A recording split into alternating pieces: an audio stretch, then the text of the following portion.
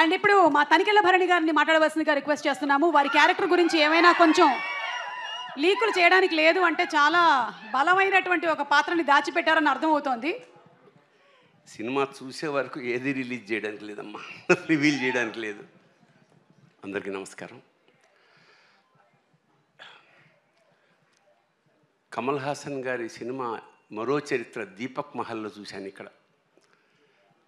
అది చూడడమే ఒక అదృష్టం.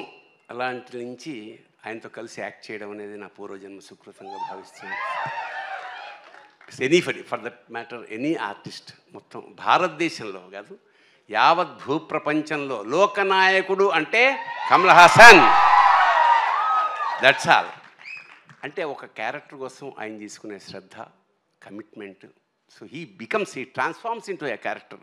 That is the greatness of Kamal Haasan. చరిత్ర మనకి బంగారు పుటలు చరిత్ర రాయాల్సి వస్తే కమల్ హాసన్ కోసం ఒక పేజీ కాదు, ఒక పేరా కాదు, ఒక బుక్ రాయాల్సి వస్తుంది. అలాగే మణిరత్నం సార్, ఆయన సినిమాలు చూసి పెరిగాం మేము. ఆ క్రమంలో నాకు అద్భుతమైన అవకాశం మిస్ అయింది ఒకప్పుడు. రజనీకాంత్ గారి సినిమా ఒకటి. తర్వాత అంటే ఆ వేషానికి నువ్వు అంతా చెక్ చేసిన తర్వాత నువ్వు సూట్ కావు, ఈ క్యారెక్టర్ ఏజ్ సరిపోలేదన్నారు. తర్వాత after a very long 30 years నాకు పొన్నియిన్ సెల్వన్లో స్క్రిప్ట్ రాసే అవకాశం వచ్చింది తెలుగుకి. So that was a very great opportunity. అప్పుడు నేను అడిగామాట మణి గారిని, సార్ ఎప్పుడో సినిమా మిస్ అయిపోయింది సార్, ఒక్క షార్ట్ వేషం ఏమన్నా ఉంటే ఇస్తారా అంటే నవ్వాడు. అంటే ఇవ్వనని అర్థం.